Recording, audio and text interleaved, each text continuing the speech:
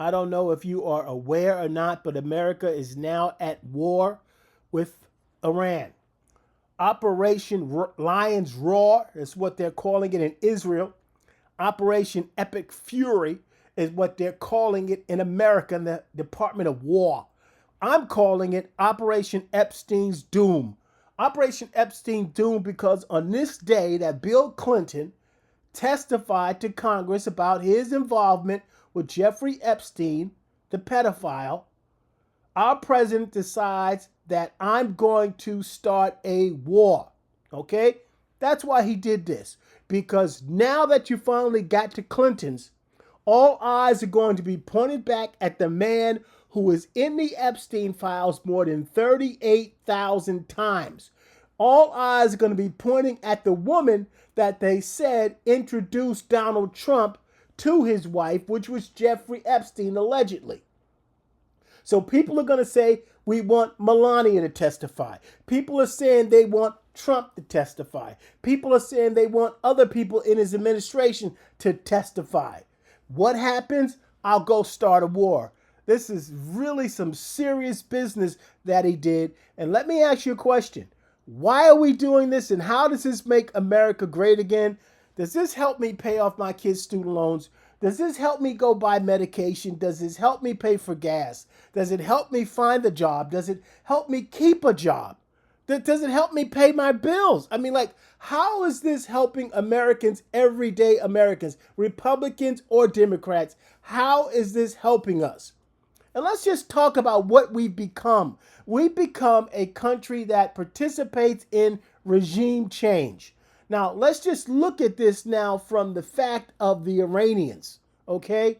We did this before in 1953 when we helped the president, the Shah of Iran, and that didn't bode too well for us if we go back into America history. And the same people that are over there protesting, okay, and begging America to come and help them are the same people that were burning the American flag. While they will thank us for getting rid of the Ayatollah, they're not going to want us to put somebody in there like they did before with the Shah that sooner or later the people are going to start protesting against, and there'll be another coup and there'll be another Ayatollah. So this is not going to help us, okay? It's not going to help us as well because Iranian and Russian are friends. Putin was getting Iranian drones to attack Ukraine. China is getting oil from Iran because we cut the supply off from Venezuela. So I ask you the question, and then let's talk about Iranian proxies that are in the Middle East.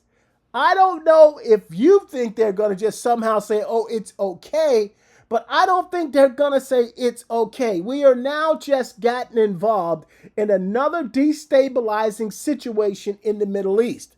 And one must ask themselves the question, 6 to 8 months ago or last year, he told us that he obliterated their ability to make nuclear bombs. But we knew when he used those bunker busters that the Iranians had moved the uranium. So there was no way that it was a total success. And now we're back again because we didn't get the job finished. But again, this is not about nuclear bombs. This is not about stabilizing America. This is about Epstein's doom. Lives are going to be lost. Who's going to win? It's not going to be you, and it's not going to be me on the scale that we live in.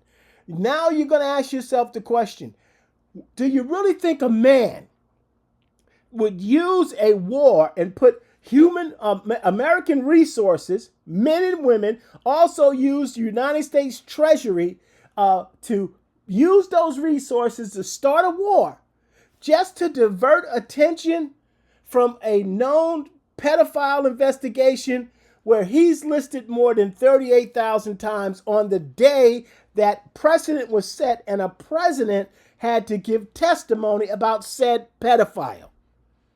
You do the math.